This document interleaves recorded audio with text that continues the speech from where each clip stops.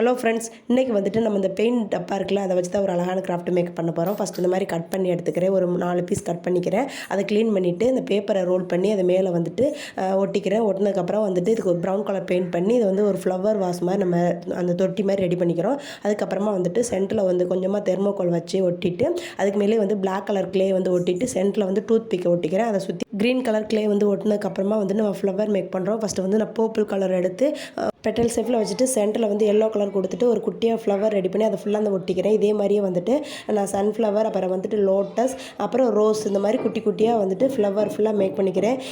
இந்த மினி ஃப்ளவர்லாம் எப்படி மேக் பண்ணுறேன்னு தெரிஞ்சுக்கணும்னா கமெண்ட் பண்ணுங்கள், நான் ஃபுல் வீடியோவாக போடுறேன். அதுக்கப்புறமா வந்துட்டு ஒரு ரிங் ஷேப்பில் கார்ட்போர்டை கட் பண்ணிட்டு அது வந்து ஒயிட் பேப்பர் ஒட்டிக்கிறேன். அதுக்கப்புறமா சென்டரில் ஒரு கார்ட்போர்டை அந்த மாதிரி ஒட்டி வச்சுக்கிட்டேன். நம்ம ரெடி பண்ணி வச்ச ஃப்ளவர் எல்லாத்தையும் அதில் வந்து ஃபிக்ஸ் பண்ணியாச்சு. பாருங்கள் எவ்வளோ அழகாக இருக்குன்னு சொல்லிட்டு இதை அப்படியே வாலில் ஹேங் பண்ணால் சூப்பராக இருக்கும். இந்த வீடியோ பிடிச்சிருந்தா லைக் பண்ணுங்கள், நம்ம சேனலை சப்ஸ்கிரைப் பண்ணுங்கள், எப்படி இருக்குன்னு கமெண்ட் பண்ணுங்கள். தேங்க்யூ.